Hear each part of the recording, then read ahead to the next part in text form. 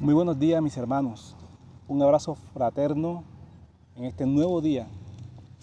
Un día que ha hecho el Señor para nosotros, para disfrutarlo, para aprender también y para agradecerle por su fidelidad, su grandeza y su hermosura.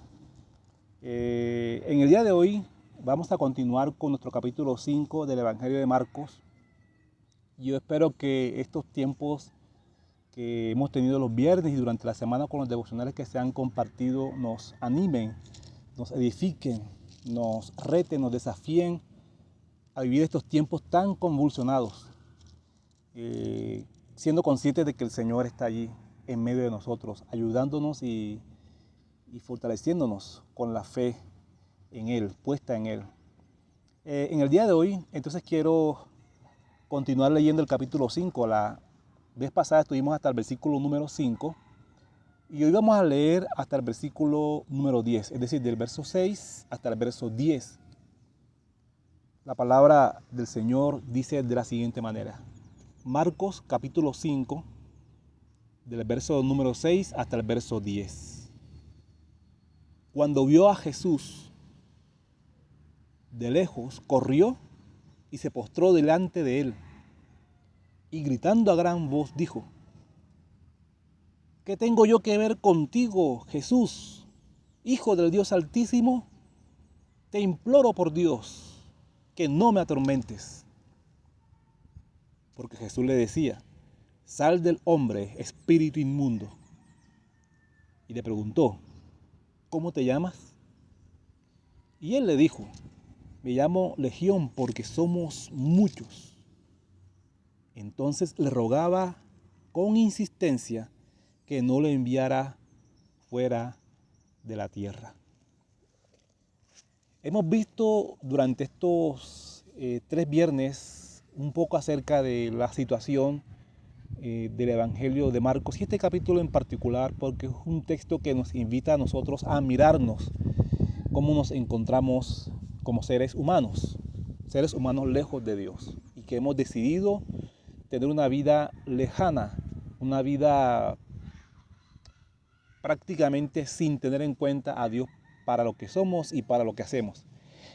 El texto que acabamos de leer es interesantísimo, porque el viernes pasado veíamos que este hombre se encontraba colapsado, en una miserableza, viviendo entre sepulcros. Una que otra vez se sajaba la piel con piedras y andaba por los montes de noche. Era una situación muy caótica la que estaba viviendo este hombre, y en la que puso el espíritu inmundo a la situación, a la vida de este hombre. Hoy quiero compartirles 2 cosas de los versículos que hemos leído en el día de hoy. De los versículos 6 hasta el 8 podemos hablar del movimiento del hombre poseído. Y antes de continuar con estos versículos, mi devocional hoy lo he titulado Un nuevo comienzo, o el comienzo de todo más bien, el comienzo de todo. Porque ahora Jesús, estando allí presente, viendo la situación, no de una manera pasiva, sino esperando el momento preciso para actuar, se da cuenta de que es el momento y de que es la hora. El primer movimiento es el que vemos del espíritu inmundo, del hombre poseído por el espíritu inmundo.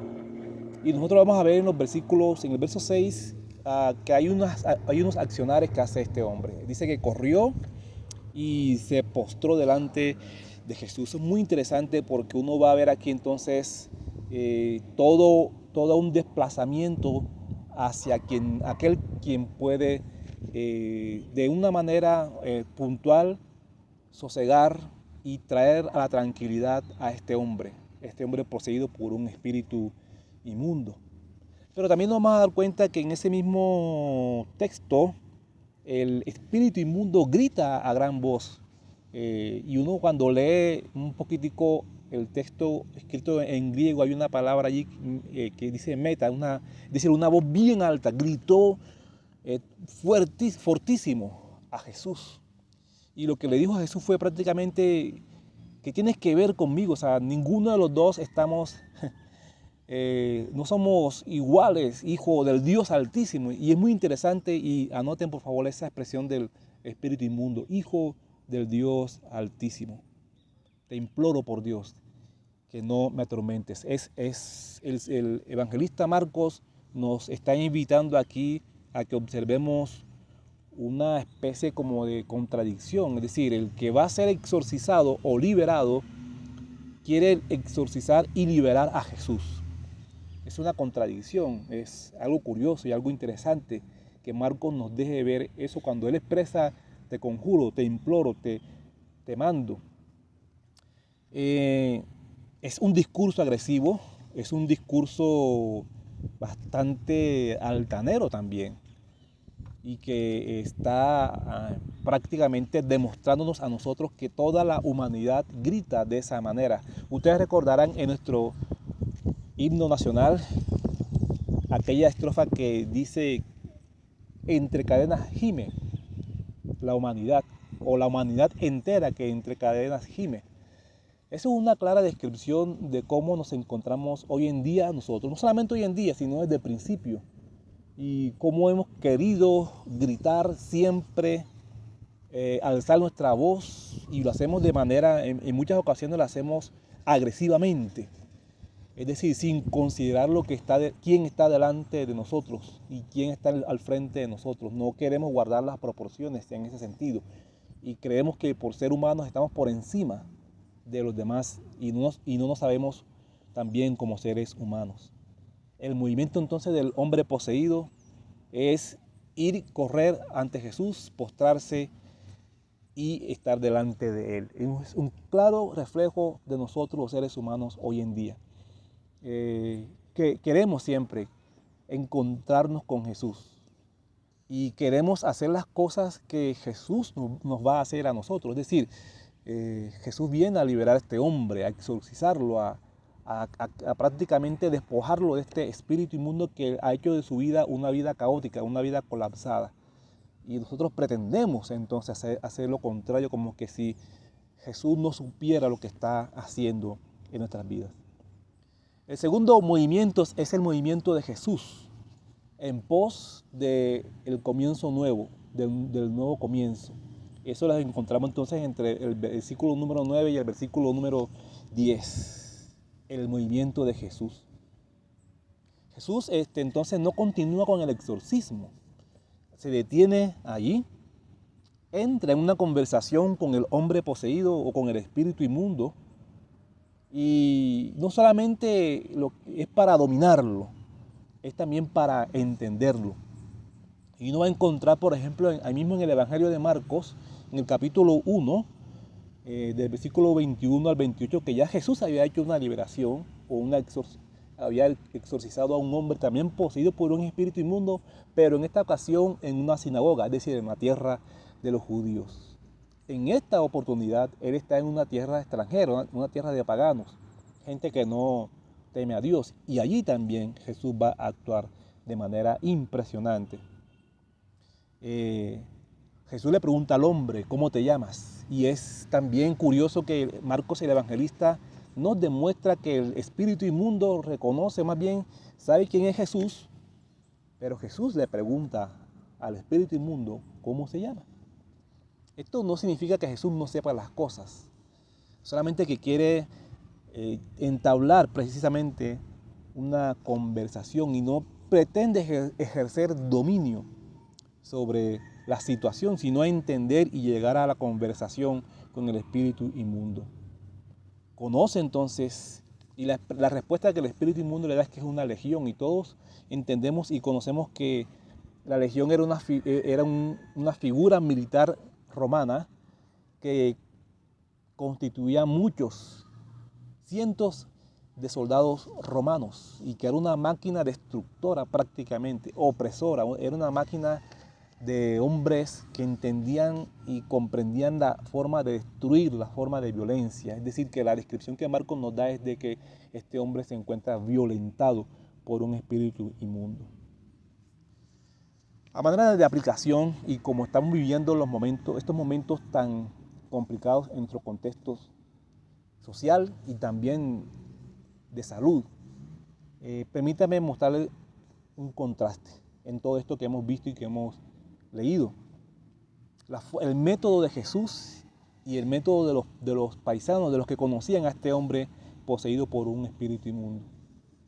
En primer lugar, Jesús exorciza y dialoga. Es algo muy interesante que podemos aprender acerca del Señor. Mientras que los paisanos, los conocidos de este hombre poseído por un espíritu inmundo, lo encadenaban y lo tenían al margen, lo tenían distanciado por la misma condición en la que se encontraba el hombre. Otro método que podemos encontrar de Jesús es que, el mismo Jesús se dejaba encontrar, no se escondía de este hombre poseído por un espíritu inmundo.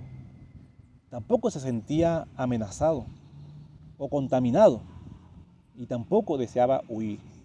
Mientras que aquellos que conocían a este hombre entonces lo habían aislado en un lugar bastante inadecuado para él. Un lugar de muerte y un lugar de marginación. Mis hermanos, en este texto que hemos leído, el método de Jesús es mucho más eficaz que los métodos de nosotros. Jesús nos invita entonces a la conversación, nos invita al diálogo, no al dominio, no a la destrucción, no a acabarnos entre nosotros, pero sí ayudarnos a no desentendernos de nuestra comunidad y de que vivimos en comunidad y que nos necesitamos del uno al otro y que por lo tanto no podemos pasar por alto aquel mandamiento: amarás al Señor tu Dios y a tu prójimo como a ti mismo. Este es el comienzo entonces de lo nuevo para este hombre, poseído por un espíritu inmundo, que lo había maltratado y que sus paisanos lo habían marginado, lo habían colocado en un lugar de muerte, lo habían violentado. Y Jesús llega a cambiar todo eso a su manera y en su forma, en su momento y en su tiempo. Hermanos, que Dios nos ayude a ser más como Jesús, a usar sus métodos, a usar sus palabras, a usar su carácter, a usar su actitud en medio de las situaciones en las cuales nos encontremos. No solamente ahora, sino que seguramente vendrán otras, pero que ya en ese momento sepamos cómo actuar y cómo poder ayudar al otro. Recuerda, somos una comunidad, nos debemos el uno al otro y estamos en pos de ayudar a los otros. Que Dios les bendiga y nos ayude a ser cada día más como Él.